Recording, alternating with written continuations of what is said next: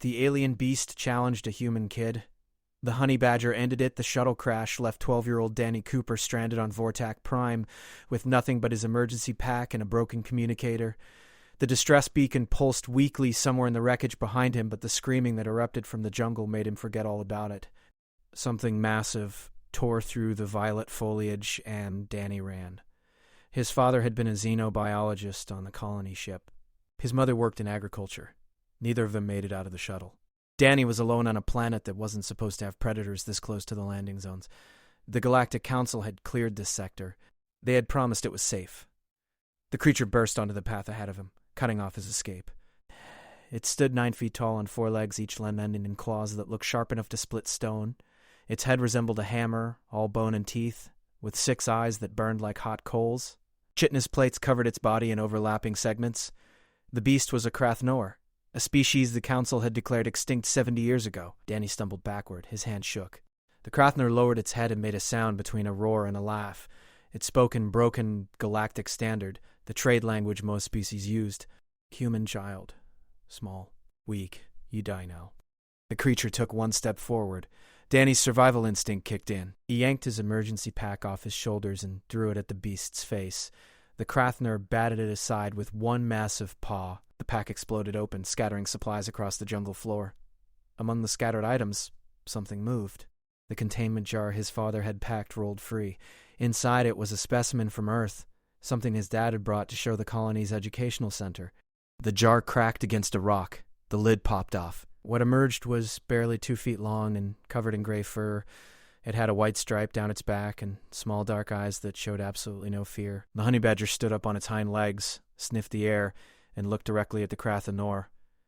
The alien beast noticed the small creature and laughed again. Another small thing. Earth makes only weak animals. The honey badger dropped to all fours and charged. What happened next would become legend across 17 star systems. The Krathnor swiped at the honey badger with enough force to decapitate a full-grown Thorian warrior. The honey badger ducked under the blow, jumped, and sank its teeth into the beast's front leg. The Krathnor howled. It tried to shake the animal off, but honey badgers don't let go.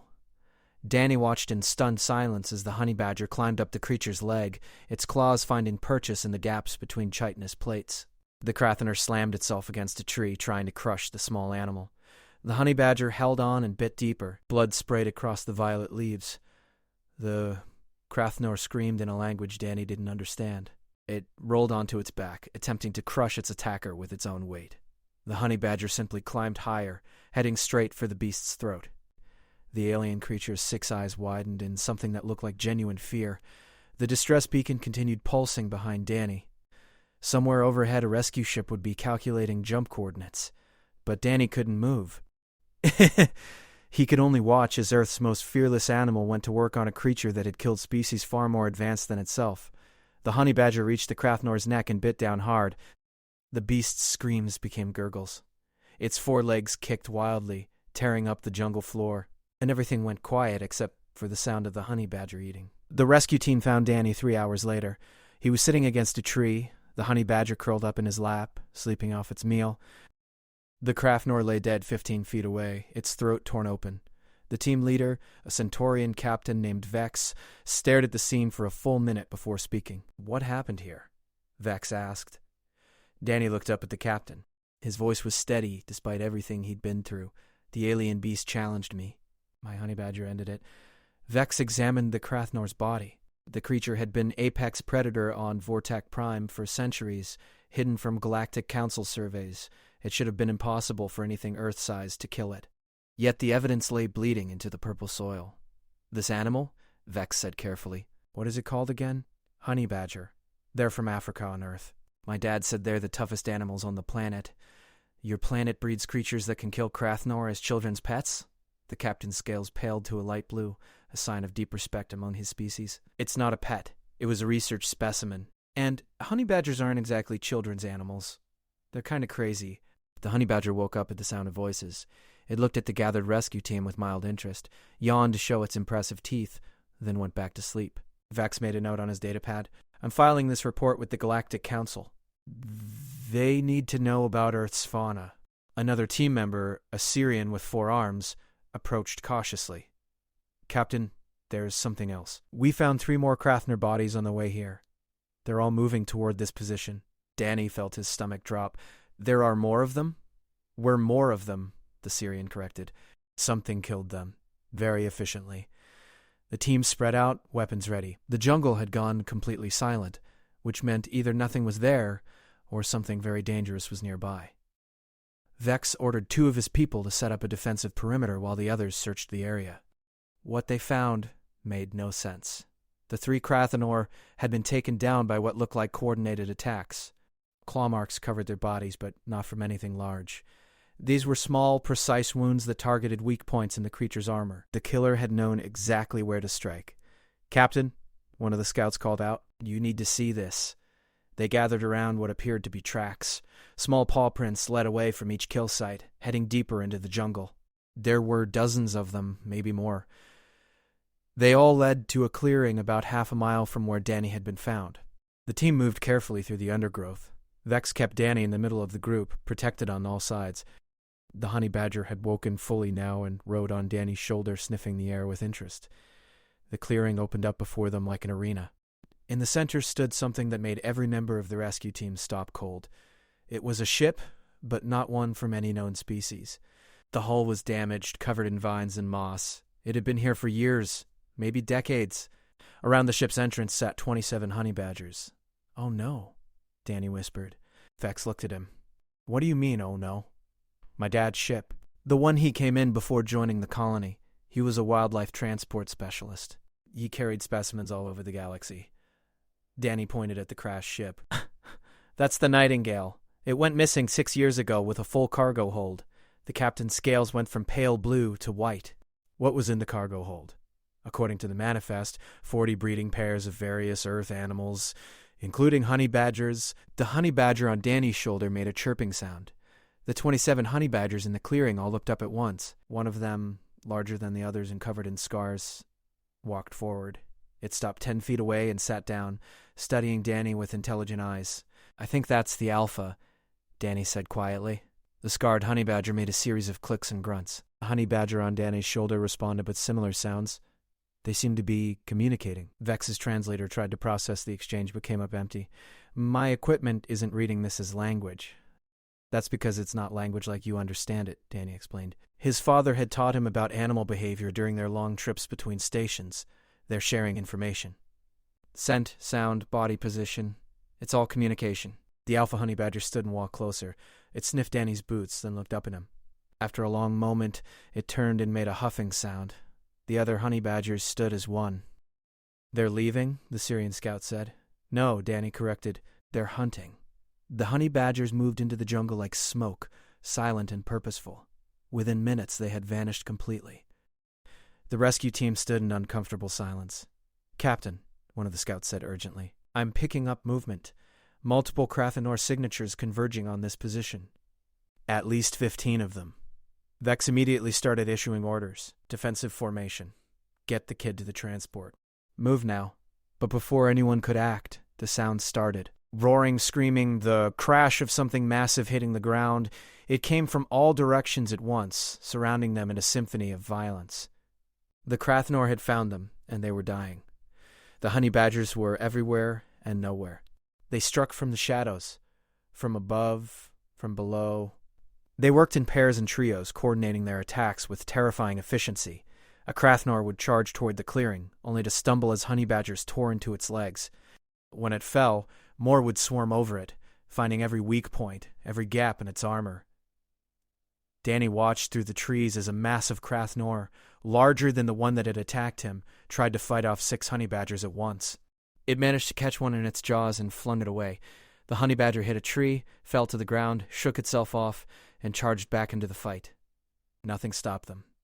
Nothing scared them. Within 20 minutes, the jungle went quiet again. The honey badgers emerged from the undergrowth, some limping, all of them covered in alien blood. They gathered in the clearing once more. The alpha walked up to Danny and dropped something at his feet. It was a Krathenor fang, as long as Danny's forearm and sharp as broken glass. "I think it's a gift," Danny said. Vex knelt down to examine it. "This is from the pack leader we detected. The biggest Krathenor on the planet." He looked at the alpha honey badger with something close to reverence. "You killed it for him." The Alpha made a snorting sound that might have been agreement. It turned to leave, but Danny called out. "Wait." The honey badger paused. Danny knelt down so they were at eye level. "Thank you." The Alpha stared at him for a long moment, then did something unexpected. It walked forward and bumped its head against Danny's hand. Just once. Then it turned and led its family back into the jungle. The honey badger that had been with Danny since the crash climbed down from his shoulder. It looked up at the boy, then at its family disappearing into the trees. Danny understood. "Go on," he said. "They need you more than I do." The honey badger made a soft chirping sound and ran after the others. Within seconds, it was gone. The rescue team packed up quickly. Nobody wanted to spend more time on Vortac Prime than necessary. As they lifted off, Danny looked down at the jungle below. Somewhere in that violet canopy, a colony of honey badgers had claimed an entire planet as their territory. The Krathnor, apex predators that had terrified every species that encountered them, were now prey. Vex sat down next to Danny as they entered orbit. "I'm putting in my report that Vortac Prime is now classified as a Level 9 death world." "Because of the Krathnor?" Danny asked. "No. Because of what killed them." The captain pulled up a holographic display showing the Galactic Threat Assessment database. "I'm recommending Earth be upgraded to Level 10 classification. Any planet that produces animals like that needs to be treated with extreme caution." Danny looked at the fang he still held. "They're just honey badgers. They're not trying to be scary. They just don't back down from anything." "Exactly," Vex said. "That's what makes them terrifying." The report reached the Galactic Council 3 days later. It sparked immediate controversy. How could Earth, a planet classified as Level 3, home to a species barely into its space age, produce fauna capable of killing Krathnor? The Council demanded evidence. Vex provided recordings. He provided tissue samples. He provided testimony from all 7 members of his rescue team. Most importantly, he provided the body of the Krathnor pack leader, flown back to Council space at great expense. The forensic team took one look at the wounds and confirmed everything. These marks came from a small mammal with incredible jaw strength and claws designed for digging. The attack pattern showed intelligence, coordination, and absolutely no fear response. The final report used words like unprecedented, anomalous, and extremely dangerous. Earth's classification was upgraded to Level 8 with a special notation about honey badgers specifically. The Galactic Zoo Commission immediately banned any transport of the species off-world without special permits. 3 separate military organizations tried to purchase breeding pairs for combat applications. Earth's government, newly aware of the controversy, denied all requests. Danny returned home to Earth 6 months later. The colony on Vortac Prime had been abandoned after survey teams found honey badger signs across the entire habitable zone. The planet was simply too dangerous now. 17 families lost their new homes. Most were angry about it, but not Danny. He understood something the others didn't. The honey badgers hadn't driven them away. They had simply done what honey badgers do. They had survived, thrived, and defended their territory. If humans couldn't share a planet with them, that was humanity's problem, not the honey badgers. He visited the Natural History Museum in Washington 3 times before he worked up the courage to go to the African wildlife exhibit. There, behind reinforced glass, a honey badger slept on an artificial termite mound. The placard explained the species, its habitat, its diet, and its reputation. The placard did not mention what happened on Vortac Prime. That information was classified at the highest levels. Only council members and certain military personnel knew the full story. Earth's government wanted to keep it that way. The less the galaxy knew about honey badgers, the better. But stories have a way of spreading. Spacers talk, traders gossip. Rescue teams share tales over drinks at orbital stations. Within a year, every species in the known galaxy had heard some version of what happened. The details varied wildly. Some stories claimed the honey badgers were 50 feet tall. Others said they could breathe fire. A few even suggested they were sentient and had developed space travel. The truth was somehow more impressive than any fiction. A 12-year-old human child had survived an attack by one of the galaxy's most feared predators because a 2-foot-long mammal from Earth decided that the Krathnor needed to die. No weapons. No technology. Just teeth, claws, and an absolute refusal to quit. Danny grew up hearing those stories. He never corrected them. Instead, he focused on his studies. His father's death had been ruled an accident, but Danny knew better. The shuttle crash that killed his parents and stranded him on Vortac Prime hadn't been random. Someone had sabotaged the navigation system. Someone wanted the colony ship to fail. He spent his teenage years learning everything he could about spacecraft engineering, computer systems, and security protocols. By the time he turned 18, he had evidence. The saboteur had been a Krathnor sympathizer, a member of a radical group that believed the species had been wrongly declared extinct. They wanted to prove the Krathnor still existed by feeding colonists to them. The sympathizer had underestimated two things. First, that anyone would survive the crash. Second, that Earth's wildlife could kill Krathnor. Danny took his evidence to the Galactic Council. They launched an investigation that uncovered a network of sympathizers across 17 systems. Most were arrested. A few fled to the Outer Rim. The Krathnor sympathizer movement collapsed within months. Justice had been served, but it didn't bring his parents back. Danny stood at their memorial marker on Earth, watching the sun set over the Atlantic Ocean. The marker was simple, just their names and dates. No mention of how they died. No explanation of what their deaths had led to. "I did it," he said to the stone. "I found who killed you. They're going to pay for what they did." A sound behind him made Danny turn. Standing 20 feet away, watching him with dark eyes, was a honey badger. It was impossible. Honey badgers didn't live anywhere near the coast. Yet there it was, real as anything. The animal sat down and made a soft chirping sound. Danny recognized it immediately. This was the same honey badger that had saved him 7 years ago. It had somehow found him, traveled thousands of miles across a continent, just to check on him. "Hey," Danny said softly. "It's been a while." The honey badger stood and walked closer. It stopped at Danny's feet and looked up at him expectantly. Danny knelt down and extended his hand. The honey badger bumped its head against his palm just like the Alpha had done all those years ago on Vortak Prime. "I'm okay," Danny told it. "Really. You don't need to worry about me." The honey badger made a huffing sound that might have been disagreement. It circled Danny once, sniffed his boots, then started walking back the way it had come. After a few steps, it paused and looked back. Danny understood. "You want me to follow you?" The honey badger chirped once and continued walking. Danny followed it down the beach, away from the memorial, away from the pain of his parents' deaths. They walked for an hour in comfortable silence. A honey badger led him to a rocky outcropping where dozens of seabirds nested. It sat down and watched the waves crash against the stones. Danny sat down next to it. "Is this what you wanted to show me?" The honey badger didn't respond. It simply watched the ocean, peaceful and content. Danny realized that maybe that was the point. Not everything had to be about fighting or survival. Sometimes you could just exist, watching the world go by, at peace with yourself. They sat together until the stars came out. Then the honey badger stood, bumped Danny's hand one more time, and disappeared into the night. Danny never saw it again, but he never forgot the lesson it taught him. Life wasn't just about being the toughest or the strongest. It was about knowing when to fight and when to simply be. The Galactic Council never did fully understand honey badgers. They studied them, observed them, tried to categorize them according to known xenobiology standards. Every attempt failed. Honey badgers simply didn't fit any existing model for how animals should behave.